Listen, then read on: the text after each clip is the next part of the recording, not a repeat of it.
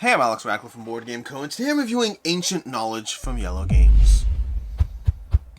Ancient Knowledge is a 2 to 4 player civ building game of, civ destruction almost. You're basically watching and developing your civilization as it goes through history, as you try to gather the best card combinations and take the right combinations of actions that will drive your engine forward and score you as many points as possible.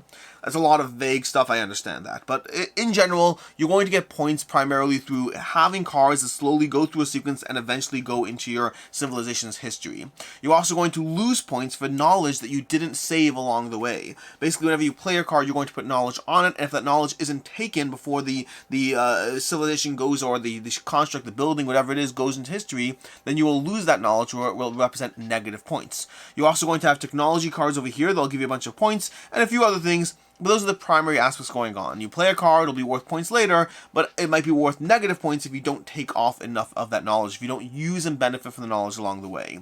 What you're going to do is, on the turn, you're going to take 2 actions. You're going to take 2 actions from a bunch of possible actions. One of those actions is playing a card. You can play a card to a row over here, and you have to play it specifically to the number matching that number over there. And while you sometimes can discard cards to be able to play a card further left or right, in the case of this lock icon, that means it can only ever be played to 3. You can never try to positionally rearrange it. Additionally, you can also have 2 cards per column. So later, if I want, let's pretend I'm playing cards over here, I can play this card over here as well for a second action, and maybe on a later turn I can play this over here, although the card might not actually be there by the time I do so. Basically, you can play up to 2 columns of cards, or 2 rows of cards, 2 per column effectively as you go through it, and you have to play them in the number they're shown, although you could move them by paying, except it has a lock icon. There's also going to be cards like this that have a discard icon. When you play a card like that, you have to discard that many cards from your hand, so you have to decide if that pro and con trade-off is worth effectively as you do so. Now, taking back a bunch of these cards, let's pretend I just played these 2 over here. So I played that one, which means I'm going to discard this, so I'll go ahead and discard, I'll discard this card over here. Let's go ahead and get rid of that. These cards come into play. You're going to put knowledge onto those cards equal to the number shown, and that knowledge, if it doesn't come off, is worth negative points, which is where you can start to see the problem. You see, this card over here is giving you potentially 3 negative points, but is only worth 1 point. When this card eventually moves all the way over to the edge over here, the knowledge remaining on it is going to go into your pool here where it's worth negative points, and I'll get 3 negative points and 1 positive point, which kind of makes it seem like a bad idea to have played that card, at least until you have other aspects of your engine up and running. So that's the first action, playing a card. You also have a few other actions. You're going to be able to take tiles from these areas over here. You will take technology cards from here. Technology cards sometimes have a requirement as far as what you need to do to take them, in which case will be shown in this box. In this case, you have to have 4 monuments in your past. These are going to be monuments. They'll slowly be moving to your past. Once you have 4 of them, you can take that card. They don't always have the requirements though. So for example, this one you can just go ahead and take, and you spend an action taking these cards. Again, one of your 2 possible actions you can take on your turn, and you take that card, and then the first 2 rows, these 2 level 1 civs over here, level 1 technologies, will give you instant use abilities, and the bottom row will give you endgame points. So for example, this one, you have to have 4 monuments in your past, but when you take it, you draw 3 cards, getting cards back into your hand, which you will need to feed your engine. Additionally, down here, this one requires 4 green civilizations in your past, green monuments in your past, and when you take this, you'll simply get 3 points. So over here, you have a bunch of things that you can also take, and they're going to go to your sideboard over here, and those will give you extra abilities or points as you go. Now, the way this row works over here is once 2 of these are taken, you're going to get rid of the extra one and then refill the row. So the first 2 will define what's on, so whenever you put 3 cards out here, 2 of them will be taken, and the other one will be discarded when you refill the row. When a player has 7 monuments in their past, when any player has 7 monuments in the past, you're going to take the middle lane over here and flip it over to its 2 side so that you have more of a focus on those endgame points as well. So that's the second action. So you can play a card, you can go ahead and take technologies, you can also go ahead and simply draw a card. For an action, you can draw a card. Usually it's not the most efficient action, and that's primarily because another action is that once you have monuments in your past over here, you can go ahead and rotate a monument in order to go ahead and draw 2 cards. So taking advantage of monuments that feed to your past can be advantageous. Early game you may not have them there, which is why you might want to draw cards with other reasons, but more often than not, as the game progresses, you'll have the opportunity to slowly tap those monuments. You have to use an ability to untap them. They will not automatically untap, but you can go ahead and tap those and get cards. Fun fact, by the way, the word tap, I believe, is patented by Wizards of the Coast and Magic the Gathering, so I don't believe this game can use the word tap, but I can say it all I want. But that's going to be another action over there. Additionally, you can discard cards from your hand to remove ancient knowledge from these cards. You can go ahead and say, I'm going to discard, 2 cards, and I'm going to remove the one knowledge from each of these cards over here, getting rid of these cards. So cards have another benefit in terms of the ability to slowly remove those knowledge from those cards, which is important if you're trying to, well, not have negative points. So you understand the basic constructs at play. On your turn, you take 2 actions. Those actions are going to involve playing cards. They can involve, removing knowledge from cards, and taking technology, drawing cards, all things like that. But ultimately, how does this work over here? Because when you're done with your actions, you're going to move to the next phase where you're going to resolve any abilities that have this icon on your cards. So this one over here, that's going to be an endgame ability. Gain 1 point for each green monument in your past. So this will pair nicely with a bunch of green buildings. This one, on the other hand, is look at one of your opponent's hands and take 1 card of your choice from them. So this card that has 3 potential negative points and only 1 potential positive point, the entire time it's in your row, it'll be giving you extra cards. So effectively what you do is, in the next phase, you're going to go ahead and you're going to resolve this ability. That ability is going to give you a card from one of your opponents, which is pretty nice. That gives you some flexibility. And then at the end of that, you're going to slide all the cards down, and any cards that were in the first column will enter the past, and any technology, any knowledge on them will move to over here. So if this card were in the first column, at that point, you'll have taken 3 cards from people because of the fact this is a locked card. It stays here. Although also you can see why you might want to move it further over, because you'll benefit from that ongoing ability for longer as the game goes on. The last action, which we haven't talked about, is playing a relic. Very similar concept to playing a card to your monuments over here, but relics go to one of your 5 relic spots. And similarly, they'll have the same aspects over here. This relic, you have to discard 3 cards to be able to play it, and it's going to give you an ongoing ability every single turn. And the nice part about relics is they are permanent. Relics are permanent unless an effect gets rid of it. And so, for example, this card over here, this one is an ongoing effect. It costs 3 cards. If you have at least 5 green monuments in your past, you may learn 1 technology if you fulfill its requirements. Every single round, you effectively get a free action towards learning technology. That's incredibly cool, but you have to first get 5 green monuments in your past, which is a lot to ask, and you have to discard 3 cards to do so, so you definitely have to work for that, but that can be one of your 5 ongoing abilities. This one over here, you may discard this card from your board. If you do, move 1 monument to another available space. This is where you can start to see how things combine nicely, because you let this card slowly get down to the end. You've been stealing a card from other opponents the entire time, and you're about to lose that card.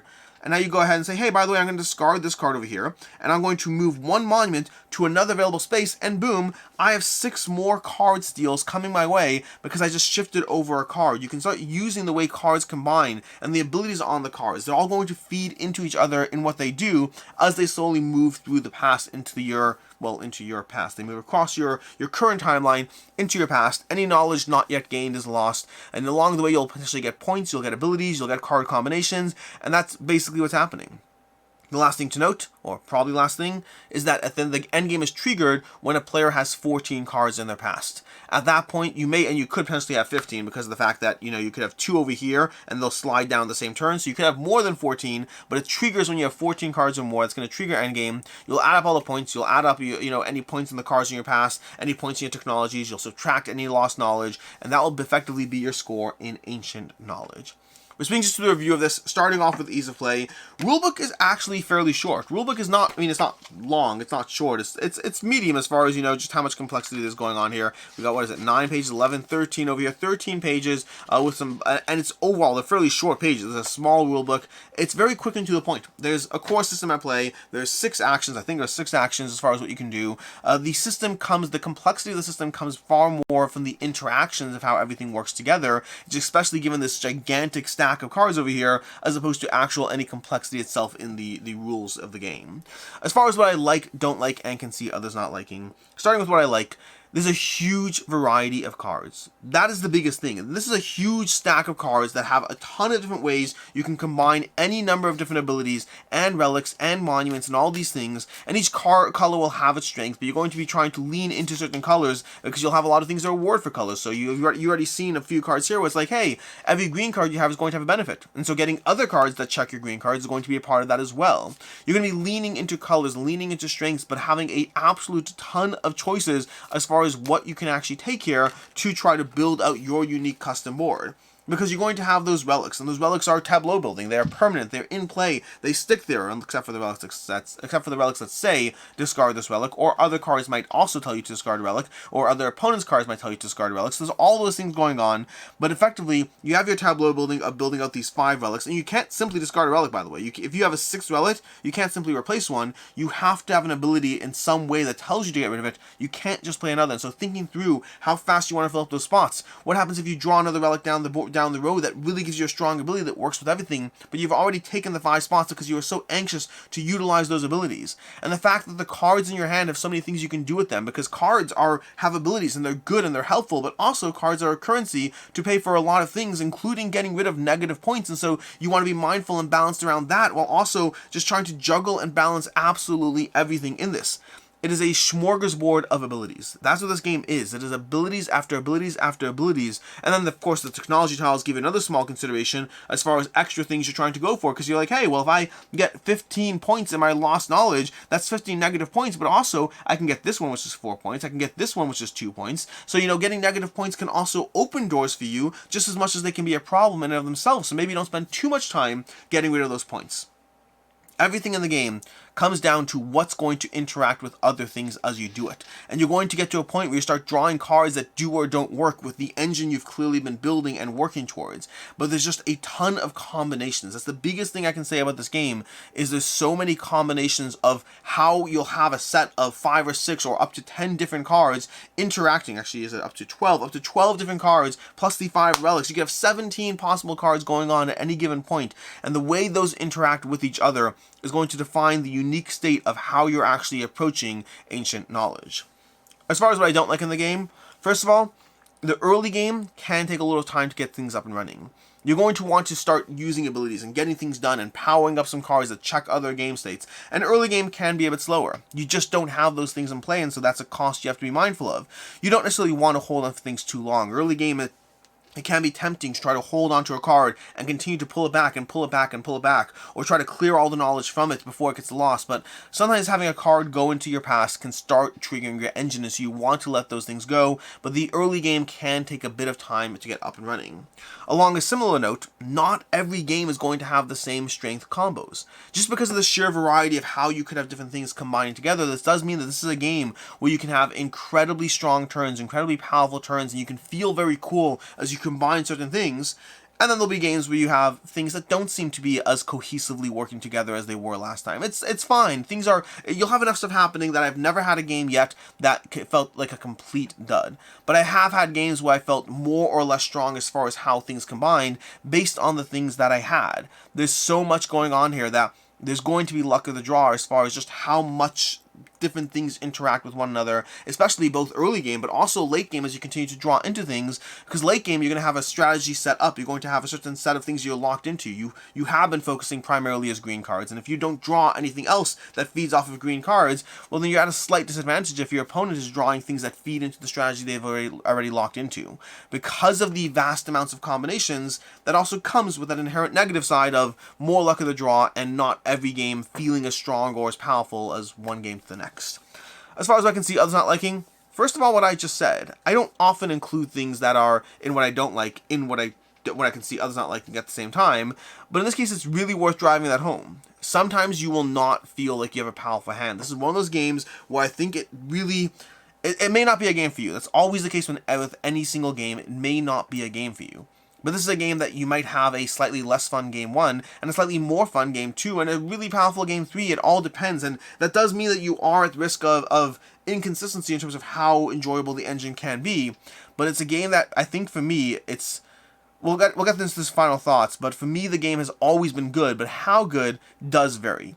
And so how good is a factor you want to be mindful of as you get into this. Sometimes if you don't feel like the cards in your hand are working together and you're drawing more cards and you're not seeing it, this might just be a game that's not for you, or it might be you just got really, really unlucky as you play through it, so it is worth being mindful of that. The game can be overwhelming at the start. It certainly has that factor of being overwhelming in terms of just the sheer amount of things going on. This is a game where when you first start playing it, if you try to read through every card and optimize around every single thing, you will just have so much information overload diving into a new system and having so many cards to go through. You kind of want to make decisions off the gut. You want to try to just do something that feels like it works and try to make it all work together, but it also has the downside of you might lose the opportunity of some things that otherwise are there. You're not ready to see it yet because you're diving into the game for the first time.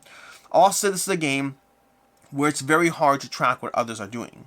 It's not impossible. You can do it. You can spend the time doing so, but if you want to spend your time and effort and energy reading every single card everyone else plays, you're going to be spending a lot of your time and your game involved in other players' gameplay, which is viable and it will help your chances of winning. I just personally find that less fun, so take that into account as you go through it. You kind of have a choice as you approach this. Read everything they're doing, or kind of trust that the players will tell each other the important notes of the way things will hurt each other and all that, and past that, play your own game to a certain extent, which does mean it's also a little bit multiplayer solitaire. There is a degree of interaction in the game that's possible, but it is far more multiplayer solitaire when you engage with it, unless you really want to read every single thing going on in your player's board. As far as final thoughts on Ancient Knowledge, I overall really enjoyed this game. The biggest thing for me is the fact that there are inconsistencies in terms of how good the games are game to game. There are times when the cards just combine there's so much fun to combine certain things and to get those relics that feed into your engine, and you just end up with hundreds of points and you're doing everything work well and it's working beautifully. This game has a lot of strong moments, and the whole entire system is powers and abilities to an extent. I like powers and abilities, and this game is all about, hey, here's just a giant stack of cards with ways that they interact with each other. Try to find the best way that those things all interact with each other, and I like that.